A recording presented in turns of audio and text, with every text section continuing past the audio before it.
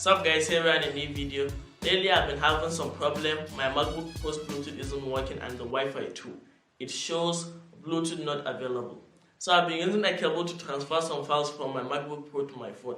And that's a terrible experience. Because I always use AirDrop to transfer some files from my computer to my phone. So without Bluetooth and Wi-Fi, the AirDrop won't work. So I have no option than to use the cable. And then I watched a lot of videos on the internet on how to fix that issue, and still that didn't work. I also asked a lot of people to help me work on that, but unfortunately that still didn't work out. So it turned out the issue isn't from the software, it's from the hardware. So if you are watching this video and you're having the same issue, I know this is a terrible experience, and I also have an advice on a way to fix that.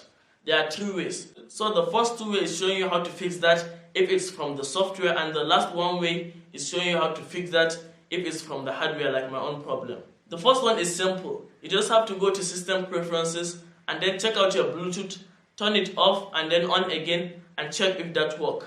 But if that still doesn't work, just reboot your computer. So after rebooting your computer, that should work. And then the last option when it comes to software issues. The next thing you should do is go up here to the Bluetooth icon, click on it and also click Shift option.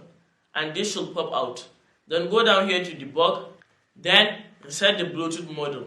So now after rebooting your computer, that should work.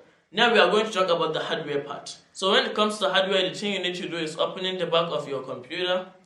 And after opening it, see the screws right here.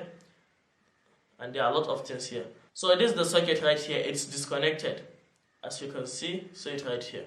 So you need to, that's where it belongs to. You need to put it back and then press it like that.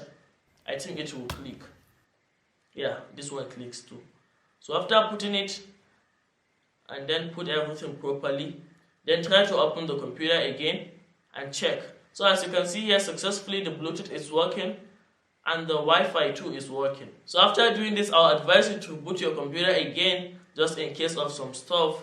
After doing that, you are perfectly okay. You just have to cover the back of your computer. And again, make sure you put back the cover of your computer properly. Make sure you tighten all the screws. So as you can see, my issue was from the hardware. It was disconnected. I have to put it back and then add a little pressure to it and then it clicks. And the Bluetooth is working now. That's it. I would advise you to try out all the steps to see which one works for you.